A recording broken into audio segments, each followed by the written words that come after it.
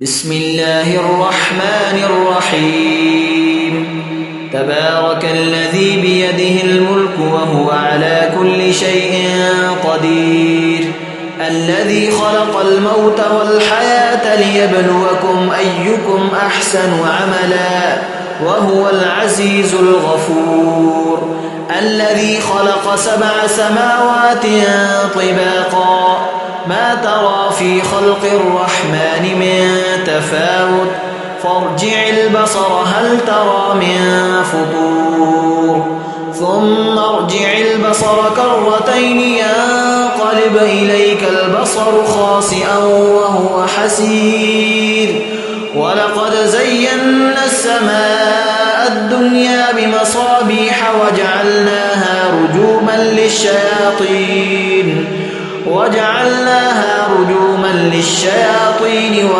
وأعتدنا لهم عذاب السعير وللذين كفروا بربهم عذاب جهنم وبئس المصير إذا ألقوا فيها سمعوا لها شهيقا وهي تفور تكاد تميز من الغيظ كلما ألقي فيها فوج سألهم خزنتها ألم يأتكم نذير قالوا بلى قد جاءنا نذير فكذبنا وقلنا ما نزل الله من شيء إن أنتم إلا في ضلال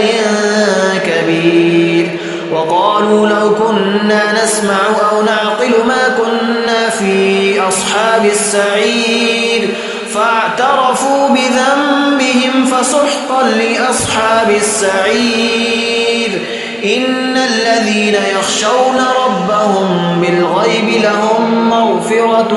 وأجر كبير وأسروا قولكم أو اجهروا به إنه عليم بذات الصدور ألا يعلم من خلق وهو اللطيف الخبير هو الذي جعل لكم الأرض ذلولا فامشوا في مناكبها وكلوا من رزقه وإليه النشور أأمنتم من في السماء أن يخسف بكم الأرض فإذا هي تمور أم أمنتم من في السماء أن يرسل عليكم حاصبا فستعلمون كيف نذير ولقد كذب الذين من قبلهم فكيف كان نكير أولم يروا إلى الطير فوقهم صافات ويقبض ما يمسكهن إلا الرحمن إنه بكل شيء بصير أمن هذا الذي هو جند لكم ينصركم من دون الرحمن إن الكافرون إلا في غرور أمن هذا الذي يرزقكم إن أمسك رزقه بل لجوا في عتو ونفور أفمن يمشي مكبا على وجهه أهدى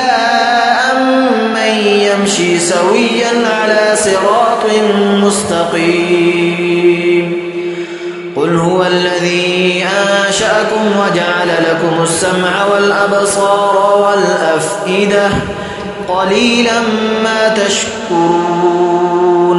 قل هو الذي ذرأكم في الأرض وإليه تحشرون ويقولون متى هذا الوعد إن كنتم صادقين قل إنما العلم عند الله وإنما أنا نذير مبين فلما رأوه زلفة سيئت وجوه الذين كفروا وقيل هذا الذي كنتم به تدعون قل أرأيتم إن أهلكني الله ومن معي أو رحمنا فمن يجير الكافرين من عذاب أليم قل هو الرحمن آمنا به وعليه توكلنا فستعلمون من هو في ضلال مبين قل أرأيتم إن أصبح ماؤكم غورا فمن يأتيكم بماء معين